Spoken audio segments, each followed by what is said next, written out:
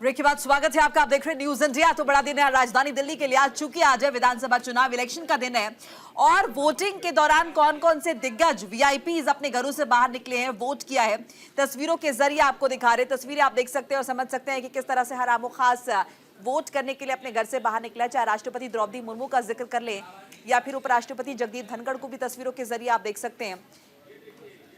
विदेश मंत्री एस जयशंकर को भी आप देख सकते हैं। हरदीप पुरी भी तस्वीरों के जरिए आप देख सकते हैं। बांसुरी स्वराज भी आप तस्वीरों के जरिए देख सकते हैं। तो ये तमाम बड़े चेहरे जो हैं अपने घरों से बाहर निकले, अपने मताधिकार का इस्तेमाल इन्होंने किया है। प्रियंका गांधी को आप देख सकते हैं। अरविंद केजरीवाल किस तरह से वोट डालते हुए नजर आए।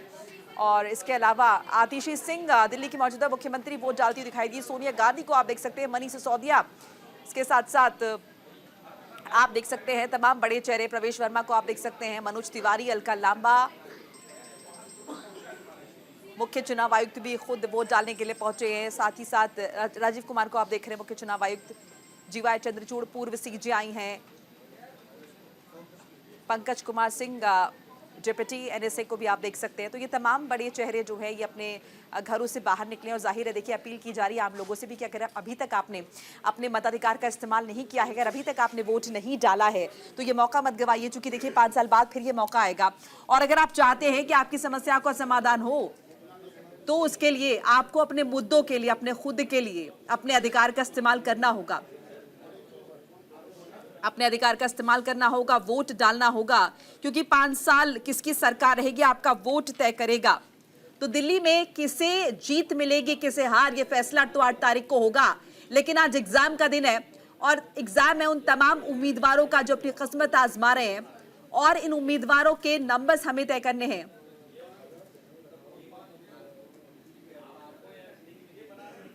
और इस बीच एनडीएमसी के चेयरमैन क्या कुछ कह रहे हैं, एक बार वो भी जान लेते हैं, सुना देते हैं आपको। विकसित भारत की विकसित दिल्ली के लिए आज जनता मतदान कर रही है। जनता मतदान कर रही है कि दिल्ली की टूटी सड़कें ठीक हो जाए, दिल्ली का भ्रष्टाचार समाप्त हो जाए, भ्रष्टाचारी जो भी हो दिल्ली से दूर हो जाएं। दिल्ली वोट कर रही है विकास के लिए। दिल्ली वोट कर रही है जिस तरह बाकी जगहों पर विकास हुआ उस तरह उसके लिए वोट कर रही है। वो दिल्ली की जनता में कुछ गुस्सा भी है कि टूटी सड़कें थी, पानी साफ नहीं था। तो दिल्ली का जो ये वोट है वो टूटी सड़कें ठीक हो, पानी साफ मिल जाए, भ्रष्टाचार समाप्त हो जाए, उसके लिए दिल्ली ये वोट कर रही है और विकसित भारत की विकसित दिल्ली के लिए वोट कर रही है। और इस बीच देखिए एक अहम खबर आपको बता दें, दिल्ली के सीलमपुर में वोटिंग के दौरान हंगामा देखने को मिला है। बीजेपी और आम आदमी पार्टी कार्यकर्ताओं में झड़प हुई है। सीलमपुर में बुर्के में वोटिंग को लेकर बवाल देखने को मिला है। दिल्ली का सीलमपुर इलाका जहां पर बवाल हुआ है। और इस बीच देखिए पुलिस ने जाहिर तौर पर हस्तक्षेप किया है। आम आदमी पार्टी और बीजेपी के कार्यकर्ता आपस में भिड़ गए हैं। पुलिस का कहना है कि सीलमपुर में हालात काबू में हैं। बुर्के में वोटिंग को लेकर हल्ला हुआ है, हंगामा हुआ है और भारतीय जनता पार्टी और आम आदमी पार्टी के कार्यकर्ता आपस में भिड़ गए हैं। दिल्ली का सीलमपुर इलाका, देखिए राजधानी दिल्ली में आज मतदान है। तमाम मतदाता अपने अपने घरों से बाहर निकल रहे हैं। इस बीच सीलमपुर इलाके में वोटिंग के दौरान हंगामा देखने को मिला है। बुर्के में वोटिंग के बाद बीजेपी और आम आदमी पार्टी के कार्यकर्ताओं में झड़प हुई है। हालांकि दिल्ली पुलिस का स्टेटमेंट आया कि स्थिति नियंत्रण में है, काबू में है, हालात कंट्रोल में है। पुलिस ने वक्त रहते स्थिति को संभाल लिया है।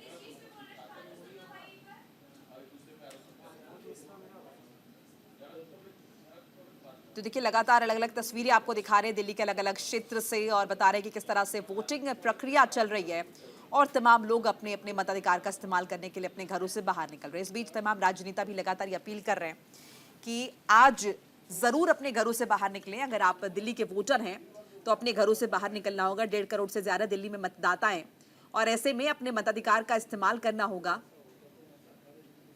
क्योंकि आज दिया गया वोट ही चुनेगा अगले 5 साल के लिए दिल्ली का निजाम कौन होगा, दिल्ली की सत्ता पर काबिज कौन होगा।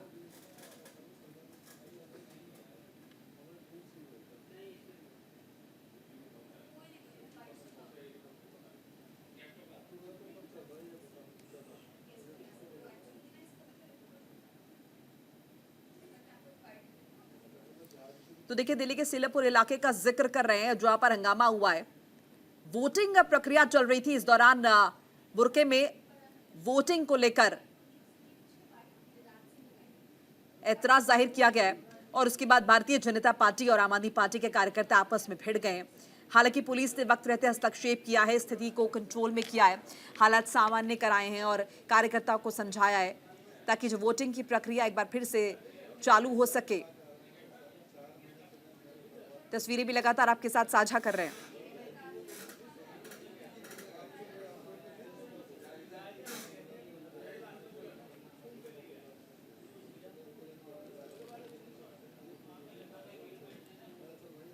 और इस बीच देखिए, चूंकि दिल्ली इलेक्शन चल रहा है तो तमाम प्रतिक्रियाएं भी सामने आ रही। गिरिराज सिंह क्या कुछ कह रहे हैं, एक बार वो भी जान लेते हैं। ये आज मतदान दिल्ली में हो रहा है, परिवर्तन का मतदान हो रहा है।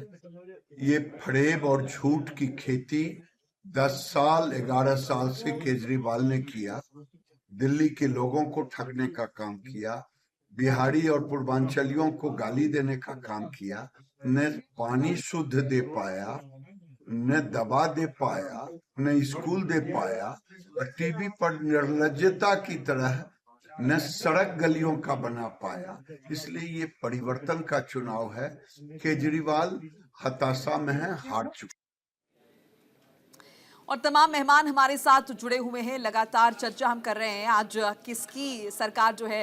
हम देख रहे हैं कि जनता किसको वोट दे रही है, क्योंकि तमाम मसले अलग अलग पार्टियों ने अपने सामने रख दिए। हमारे साथ पुष्पेंद्र श्रीवास्तव भी जुड़ चुके हैं, आम आदमी पार्टी के प्रवक्ता हैं। बहुत बहुत स्वागत पुष्पेंद्र जी, मैं आपका करना चाहूंगी। और देखिए, प्रतिक्रियाएं तो हम देख ही रहे हैं आम आदमी पार्टी के बड़े बड़े नेताओं की, लेकिन आपका क्या कहना है, क्या लग रहा है आज? देखिए, दिल्ली की जनता पिछले 10 साल से खुश है और उसको सुविधाएं मिल रही हैं, जो जरूरी चीजें हैं जैसे बिजली है वो उनको फ्री दे रहे हैं। पुष्पेंद्र जी, मैं आपके पास लौट रही हूँ। दिनेश जी की प्रतिक्रिया रह गई थी। दिनेश जी, अपनी बात अपनी कंप्लीट कर लीजिए, क्योंकि वक्त की कमी तो उस वक्त आप पूरी नहीं कर पाए थे।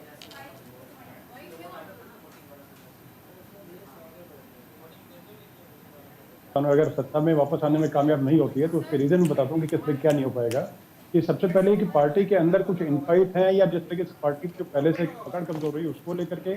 और दूसरी बात यह है कि कहीं ना कहीं जैसे कि एक बार की अल्पकाल की सरकार, 2 बार की पूर्णकाल की सरकार के बाद में भी कुछ वादे जो पूरे नहीं कर पाए, यमुना की सफाई को लेकर के, कूड़े का पहाड़ हटाने को लेकर के, अन्य बेसिक एमिनिटीज को लेकर के, उसका खामियाजा कहीं ना कहीं भुगतना पड़ता है। तीसरी चीज है कि ये मान के चलें कि चलिए ठीक है कि आम आदमी पार्टी कार्यकर्ता पूरे तरीके से पुरजोर तरीके से और 100% लामबंद होकर के और इकट्ठा एकजुट होकर के वोटर्स को, अपने वोटर्स जो हैं, अपने मतलब है कि आम आदमी पार्टी के वोटर्स जो हैं, उनको बूथ तक ले आने में कामयाब हो रहे हैं। तो उसमें लेकिन अगर ये मान के चलें कि अगर तरीके से उसी मतलब जोश के साथ में, और अगर भाजपा और कांग्रेस का कार्यकर्ता जो है वो अगर अपने सारे जो वोटर्स हैं उनको बूथ तक ले आने में कामयाब अगर होता है, तो ये मान के चले मोनिका जी की निश्चित तौर पे पूरे तरीके से जो पिछली बार की जो 22 सीट थी जिन पे 10,000 से कम का अंतर था हार वोट का, वो पूरी तरीके से सीधा सीधा एक तरह से भाजपा की तरफ आएंगे। उसका रीजन बताता क्यों आएंगी, क्योंकि जैसे कि मतलब कि कुछ जो, क्योंकि उसमें उन सीट पे पूरे तरीके से जो उसका जीत और हार का फासले के बीच में कांग्रेस कहीं पर उन सीट पे नहीं थी। तो कांग्रेस अगर करेगी तो सिर्फ उन सीट पे सिर्फ वोट काटने का काम करेगी, जो कि सीधे तरीके से फायदा पहुंचाने का काम करेगा भाजपा को। और वो सीधे तरीके से जो वोटों में तब्दील होगा, और वोटों में तब्दील होकर के बाद में जो उसके भाजपा के पक्ष में पड़ेगा, तो 22 सीटें सीधी सीधी एक तरह से 22 नहीं वाले 15-17 सीटें हैं जो आराम से उसमें होगा।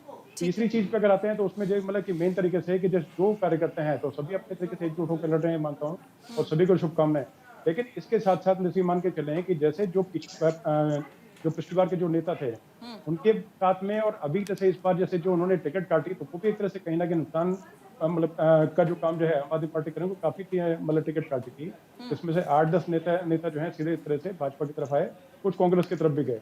और कांग्रेस के साथ में कुछ अगर गठबंधन कर दे तो शायद मुझे लगता है कि बेहतर रहता है। तो एक तरह से फाइट जो है सामने सामने, क्योंकि अपोनेंट जो सामने से मान के चले भाजपा जो है, तो उनके पास में दमखम है, पहले से ज्यादा जोश के साथ काम कर रहे हैं और गतिमान होकर के करीब निरंतर तरीके से चुनाव में लगे रहे। तो वो कहीं ना कहीं कुछ चीज है जो नुकसान पहुंचाने का। बाकी मेरी शुभकामनाएं कि जो भी जीते दिल्ली की बेहतरी के लिए काम करे हैं, लेकिन ये नुकसान जो है कि कहीं ना कहीं नुकसान और डेंट पहुंचाने का आदमी पार्टी कर सकती है। ठीक है पुष्पेंद्र जी, एंटी इनकम्बेंसी का जोर लग रहा है इस बार, हालांकि कोशिश तो बहुत कर ली आपने, तमाम स्कीम्स वगैरह लॉन्च करने की बात की जा रही है। नहीं, ऐसी कोई बात नहीं है। हमने संजय सिंह का रिएक्शन देखा ना, ऐसा लग रहा है वो कि मान बैठे हैं वो कि इस बार नहीं जीत रहे, रिएक्शन उनका। नहीं, बिल्कुल नहीं, कहीं ऐसा कुछ भी नहीं है। वो तो सवेरे से लगे हुए, खुद वो मतदान करके आए, उन्होंने आप लोगों को बाइट भी दी है। तो हम बहुत अच्छी तरह से वापस सरकार में आ रहे हैं, हमें कोई कहीं परेशानी नहीं है। उसका कारण है क्योंकि हमने दिल्ली की जनता के लिए काम किया है, उनकी जो मूलभूत जरूरतें हैं उनको पूरा करने की कोशिश की है। हमने जो वादे किए थे कि हम बिजली फ्री देंगे तो हमने दिया, हमने वादा किया था हम पानी फ्री देंगे तो हमने दिया, हमने कहा था कि महिलाओं को फ्री बस में यात्रा जो है फ्री होगी तो हुई रही किया, हमने कहा था बुजुर्गों को तीर्थ यात्रा कराएंगे, हमने कराया, हमने कहा था स्कूल अस्पताल अच्छे करेंगे तो हमने किया। तो हमने जितने वादे किए थे लगभग सब कुछ पूरे, हमने सीसीटीवी कैमरे लगाए महिलाओं की सुरक्षा के लिए, तमाम काम किया और बहुत सारी अड़चनों और विरोध के बाद किया। आप जानती हैं दिल्ली में हमारी आधी से अधूरी सरकार है, अब वहां पे केंद्र सरकार का भी हस्तक्षेप होता है। दिल्ली में हमारे पास लैंड नहीं है कि हम और नए स्कूल ज्यादा से ज्यादा बना पाते, उसके लिए हमको डीडीए पे निर्भर होता है, डीडीए केंद्र सरकार के अंडर में। तो कुछ चीजें ऐसी हैं जैसे यमुना की सफाई पूरी ढंग से नहीं हो पाई, वो सामूहिक प्रयास से होगा, उसमें उत्तर प्रदेश सरकार को, हरियाणा सरकार को, केंद्र सरकार को और हमको सबको मिलजुल के काम करना पड़ेगा। तो उसको हमने स्वीकार भी किया। हमारे नेता अरविंद केजरीवाल जी ने केजरीवाल जी ने इसको स्वीकार भी किया कि जो कमियां रह गई हैं उनको हम ठीक करेंगे, लेकिन जो हमने वादे किए थे हमने सारे डिलीवर किए। अब उसी तरह से अब हमने कहा है कि हम महिलाओं को 2100 रुपए महीना देंगे, सरकार बनेगी हम देंगे। हमने कहा है कि हम जो है 18,000 रुपए ग्रंथियों को और पुजारियों को देंगे तो हम देंगे। हमने कहा है ऑटो रिक्शा वालों के लिए हम 10 लाख रुपए का बीमा करेंगे, उनकी लड़कियों की शादी के लिए हम 1 लाख रुपए देंगे। तो ये तमाम चीजें जो है हमने जो वादे किए थे निभाए और जो आज वादे किए वो भी आगे निभाएंगे क्योंकि हम सरकार में आ रहे हैं। ठीक है, वैशाली जी। जी मोनिका जी, देखिए जनता जो है, दिल्ली की जनता इनके झूठे वादों से परेशान हो चुकी है।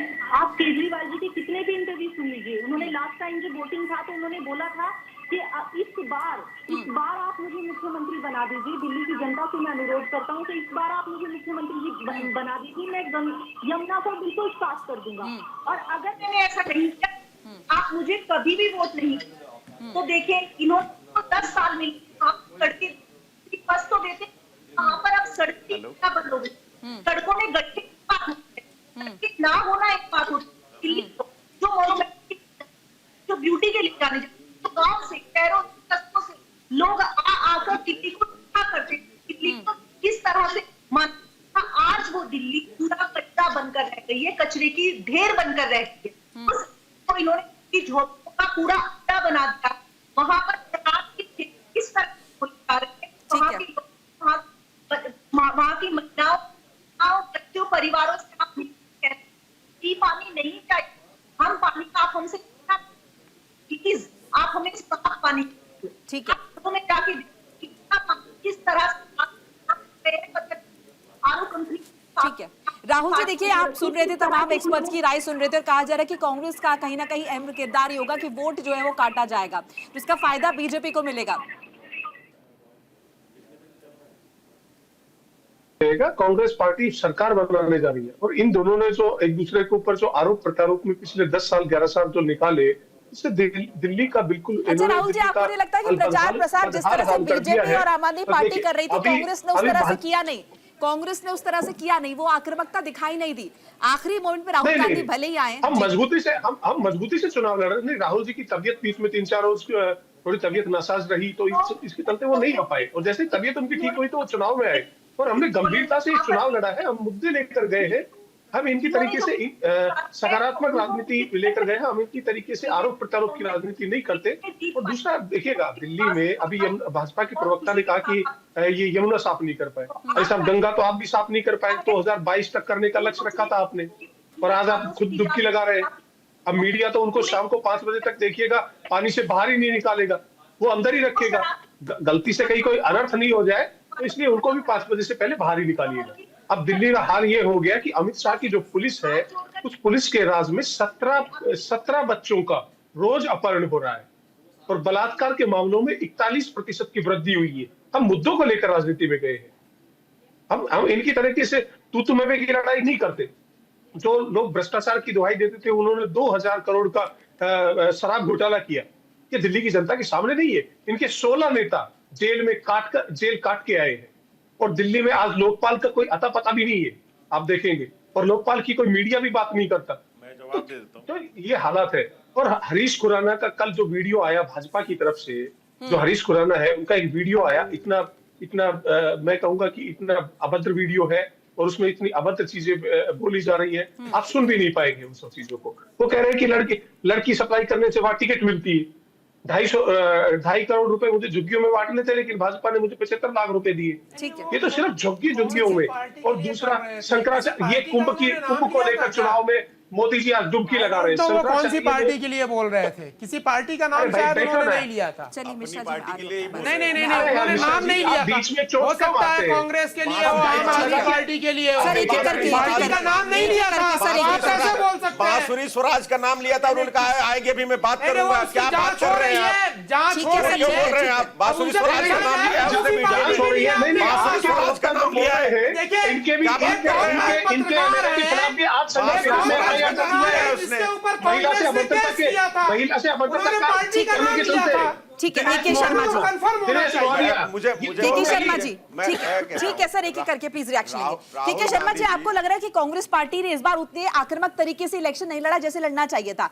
आखिरी मोमेंट पे राहुल गांधी आए हैं एक्टिवनेस दिखाने के लिए, लेकिन जिन मसलों की बात करें चाहे तो और अच्छे से उठाए जा सकते थे। नहीं, ऐसी एक गलत बात है। देखिए, कांग्रेस तो पहली बार 10 सालों के बाद इस बार पहली बार कैंडिडेट बहुत अच्छा दिया है। और आपने देखा जिस तरह से महिला अध्यक्ष अलका लांबा लड़ रही है अतिशी के सामने, ये नहीं उन्होंने क्लीन ऐसे जीत नहीं देने की कोशिश किया। अपने बड़े नेता संदीप दीक्षित हो, चाहे अपने फरहाद सूरी हो जंगपुरा से, हर्ष चौधरी हो शिशुपाल का बेटा जो है, और ये सुशांत मिश्रा जो है, रागिनी नायक जो बहुत बड़ी प्रवक्ता है, उन्होंने सारे बड़े नेताओं को लड़ाने की कोशिश किया है। तो ये नहीं कर सकते। और पिछली बार से ज्यादा अच्छा कैंडिडेट और ज्यादा मेहनत की है। ये जरूर है कि आप जो समस्या जो ऐसा है देश का कि जिस तरह से कांग्रेस अभी भी अपने पुराने 15 साल शीला दीक्षित के काम जो किया गया द्वारा जो काम किया गया था, दिल्ली का जो विकास हुआ था, उसको सही तरीके से भुना नहीं पाई है। लेकिन आप जिस गंगा मतलब होता है, प्रचार का मतलब यही हुआ ना सर, बात तो गंगा यमुना नहीं है मुख्यमंत्री का, ना भारतीय जनता के पास पार्टी के नहीं पास, सुनिए, ना कांग्रेस के पास। मैं बोलूंगा आपका जवाब दूंगा। मेरा एक बात और कहना है कि मैंने देख रहा हूं कि यहाँ यमुना जल, ये बहुत सारी बातें, गंगा की सप्लाई और ये पॉल्यूशन कम होगा। मैं यहाँ पूछता हूँ किस पार्टी के दम है जो दिल्ली की पॉल्यूशन कम कर दे? पॉल्यूशन तो पॉल्यूशन कम कर सकते हैं क्या? तो पहले अपने मुंबई कर लो ना, पहले अपनी महाराष्ट्र का कर लो, पहले अपने कलकत्ता कर लो। कोई पॉल्यूशन जो है, ये समस्या जो ग्लोबल वार्मिंग की समस्या जो है वो कि दिल्ली की नहीं है, वो पूरे विश्व की है। और उसको कम करने के लिए बहुत सारे कानून बनाने पड़ेंगे। बड़ी खबर आ रही, दर्शकों को उससे तारुफ करा देते हैं। मैं मिश्रा जी आपके पास लौटूंगी इसके बाद।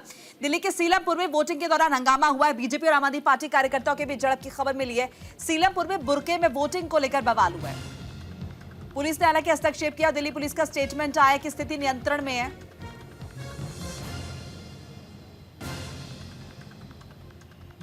तो स्थिति नियंत्रण में बताई जा रही है सीलमपुर में, जहां पर हंगामा हुआ है और दो पक्षों की भी झड़प देखने को मिली है। पीयूष शुक्ला ज्यादा इंफॉर्मेशन के लिए जुड़ चुके हैं हमारे साथ। पीयूष, क्या कुछ अपडेट है? फिलहाल वोटिंग प्रक्रिया क्या सही से चल रही है और स्थिति किस तरह से नजर आ रही है? पीयूष, देखिए, हमारे ठीक सामने ये पोलिंग बूथ है आर्यन पब्लिक स्कूल का, और यहाँ पर अब फिलहाल स्थिति जो है वो नियंत्रण में है और वोटिंग जो है वो सुचारू रूप से चल रही है। लगातार लोग आ रहे हैं और वोट प्रक्रिया में और मतदान की इस प्रक्रिया में भाग लेते हुए नज़र आ रहे हैं। तो अभी थोड़ी देर पहले की तकरीबन बात थी जब यहाँ पर बोगस वोटिंग को लेकर थोड़ा झड़प हुई, लेकिन उसके बाद अर्धसैनिक बल और दिल्ली पुलिस ने यहाँ पर स्थिति को कंट्रोल में कर लिया और अभी यहाँ पर स्थितियाँ शांतिपूर्वक है, माहौल एकदम शांत है और शांति प्रक्रिया के साथ यहाँ पर वोटिंग प्रक्रिया जो है वो लगातार जारी है। चलिए, शुक्रिया पीयूष शुक्ला तमाम बातचीत जानकारी के लिए आपका। तो फिलहाल स्थिति नियंत्रण में है और वोटिंग प्रक्रिया जो है वो लगातार जारी है। मिश्रा जी, वोटिंग प्रक्रिया की हम बात कर रहे हैं और हम बात करें इस बार किसका पलड़ा भारी लग रहा है। एंटी इनकम्बेंसी के अगर जोर की बात करें, आपको क्या लग रहा है तमाम जो स्कीम्स आम आदमी पार्टी ने लागू की हैं क्या वो भी काम नहीं आएंगी? नहीं, देखिए, एक नेचुरल डेडलाइन होती है हर चीज की, तो एंटी इनकम्बेंसी होती ही इसलिए है कि आपकी जो योजनाएं हैं, जो आपकी पॉलिसी है, पब्लिक उससे ऊब गई है। कोई नया तो है नहीं। केजरीवाल का एक ही फंड आ रहा है कि भाई 5 रुपए ये ले लो फ्री में, ये ले लो फ्री में। दूसरी इंपॉर्टेंट चीज मैं ये बताऊं, जिस हिसाब से वोटिंग परसेंटेज चल रहा है, on an average 5% per hour का चल रहा है। अभी हो सकता है शाम को थोड़ा ये बढ़ जाए। अगर 65, मेरा अनुमान है कि लगभग 70% के आसपास वोटिंग होनी चाहिए, 67, 68 के। पिछली बार 61 हुआ था, अप्रॉक्सीमेटली 61। अगर 5%, 6%, 8% वोटिंग बढ़ती है, 70 के आसपास जाती है, तो ये केजरीवाल के खिलाफ जाएगी। पहली चीज ये मान लीजिए, उसके पीछे कारण है। ये गलत है, ये ट्रेंड। अरे सर मुझे बोलने दीजिए ना। चलिए, नहीं नहीं नहीं नहीं सुनूंगा। अरे सुनूंगा ही नहीं। अरे नहीं बदला है भाई, नहीं सुनूंगा। सर, मैं बता रहा हूँ ना, महाराष्ट्र में, हरियाणा में, झारखंड में सब जगह फर्जीवाड़ा है। अरे क्यों होगा मैं बता रहा हूँ। हजारों फर्जी वोटर जो रोहिंग्या आपके वोटर थे उनको हटा दिया गया है। रोहिंग्या भारतीय जनता पार्टी बसाती है, हमारा काम नहीं है ये। अरे रोहिंग्या सारे रोहिंग्या आपने बसाए थे। पार्टी बसाती है। अरे वोटर लिस्ट पे रोकना किसका काम है? बॉर्डर पे रोकना उसका काम है, हमारा नहीं काम है। वोटर लिस्ट में बॉर्डर से रोहिंग्या अंदर कैसे आ रहे हैं? वोटर लिस्ट में कैसे आ रहे हैं? वीडियो वायरल हुए थे। गृह मंत्रालय की जिम्मेदारी है, अमित शाह की जिम्मेदारी उनको रोकना। पता चला एक हिंदू के एड्रेस पे 20-20। अरे मैं बता तो रहा हूँ, ये फर्जीवाड़ा सब बीजेपी करवा रही है। हमने कंप्लेंट करी है चुनाव आयोग में, हमने फर्जी कंप्लेंट करी। ये आप छोड़िए, आपके नेताओं की आवाज में दम नहीं है। सुबह अरे से आपकी आवाज में दम है, आप करो प्रवक्तागिरी भाजपा की, आप करो भाजपा की प्रवक्तागिरी। कर रहे हो, क्या कर रहे हो? जो फैक्ट है मैं करो बता रहा हूं। अरे कुछ नहीं, चलिए, समय की कमी है, समय की कमी है, एक ब्रेक लेना होगा, एक ब्रेक लेना होगा। आप बने रहिए न्यूज इंडिया के साथ, एक ब्रेक लेना होगा, फौरन लौटते हैं।